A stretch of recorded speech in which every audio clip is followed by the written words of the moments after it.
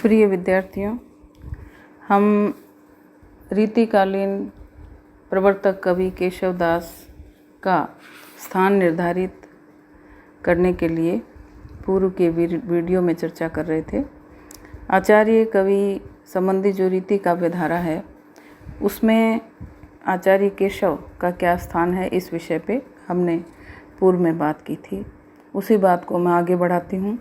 जैसा हमने पीछे के वीडियो में सुना कि अधिकांश कवि आचार्य केशव को रीतिकाल का प्रवर्तक कवि मानते हैं, क्योंकि उन्हीं के पश्चात रीति संबंधी लक्षण ग्रंथों को लेकर के या रीतिकाल की जो मुख्य प्रवृत्तियां हैं उनको लेकर काव्य लिखा गया।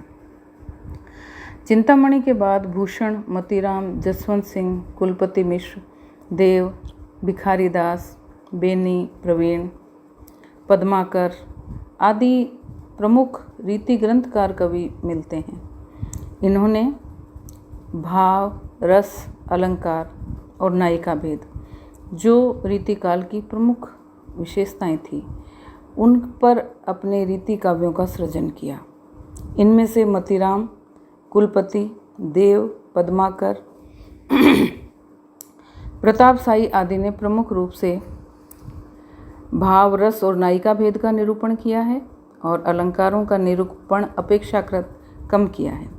किंतु भूषण, जसवंत सिंह, भिखारी दास ऐसे रीति काव्य प्रणेता हुए हैं जिन्होंने मुख्य रूप से अलंकारों का ही विवेचन किया है। इनमें से भूषण का जो ग्रंथ है शिवराज भूषण, वो मुख्यतया अलंकार ग्रंथ है। मतीराम का ललित ललाम, ये भी अलंकार ग्रंथ है तथा रसराज में उन्होंने नायिका भेद, भाव आदि का वर्णन किया है।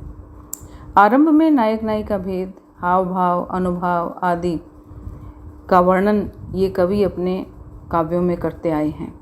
महाकवि देव की जो रचना है भाव विलास, भवानी विलास, प्रेम तरंग, कुशल विलास, प्रेम चंद्रिका आदि ग्रंथों में भाव, रस, नायिका भेद आदि का सुंदर विवेचन मिलता है तथा काव्य रसायन में रस, शब्द शक्ति, अलंकार आदि का निरूपण हुआ है।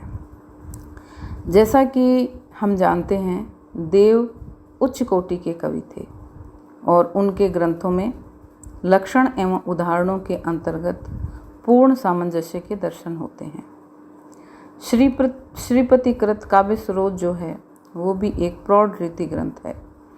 इसके अलावा रीतिकाल के जो प्रमुख ग्रंथ हैं उनमें कवि कल्पद्रुम, रस सागर, अनुप्रास विनोद, अलंकार गंगा आदि ग्रंथ मिलते हैं। भिखारी दास द्वारा काव्य निर्णय नामक रीति ग्रंथ प्रसिद्ध है, जिसमें रस, रीति, अलंकार, गुण दोष, शब्द शक्ति, छंद आदि विविध काव्यांगों का निरूपण बड़ी सूक्ष्मता के साथ किया गया है। और जैसा कि अपन ने पहले भी चर्चा की है कि रीतिकाल के जो कवि हुए हैं, जो रीतिबद्ध कवि थे, उन्होंने काव्य शास्त्र की निरूपणा करके या काव्य शास्त्र का निरूपण करके काव्य शास्त्र के अंग उपांगों का लक्षण लिख करके तदुपरांत अपने काव्य की रचना की है। इतना ही नहीं, जब हम आगे बढ़ते हैं तो देखते हैं कि पद्माकर द्वारा रचित जगद विनोद, ग्वाल कवि द्वारा रसिकानंद, रसरंग, नखशिख, दूषण दर्पण और प्रताप शाही द्वारा कृत व्यंग्यार्थ कौमुदी तथा काव्य विलास नामक जो प्रमुख रीति ग्रंथ हैं उनमें काव्यांगों का सुंदर विवेचन हुआ है।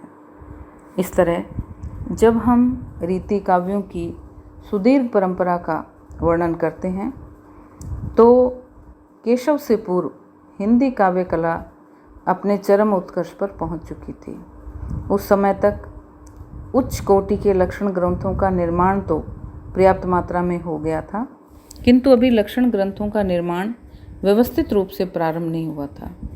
सर्वप्रथम केशव का ध्यान इस ओर गया और केशव ने ही सबसे पहले विभिन्न काव्यांगों का शास्त्रीय ढंग से विस्तृत विवेचन करके रीति काव्य के क्षेत्र में पथ प्रदर्शन का कार्य किया।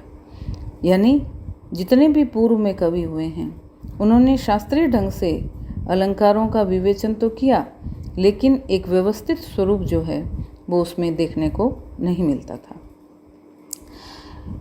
आचार्य केशव ने एक ऐसी परंपरा डाली, लेखन का एक ऐसा स्वरूप उन्होंने प्रदर्शित किया कि केशव के बाद उसी तरीके से उसी रीति के ऊपर काव्य की रचना होने लगी। इसके उपरांत तो अनेक उच्च कोटि के रीति काव्य प्रणेता कवि और आचार्य हुए, परंतु केशव से पूर्व कोई भी सुंदर एवं व्यवस्थित लक्षण ग्रंथ के प्रणेता नहीं दिखाई देते।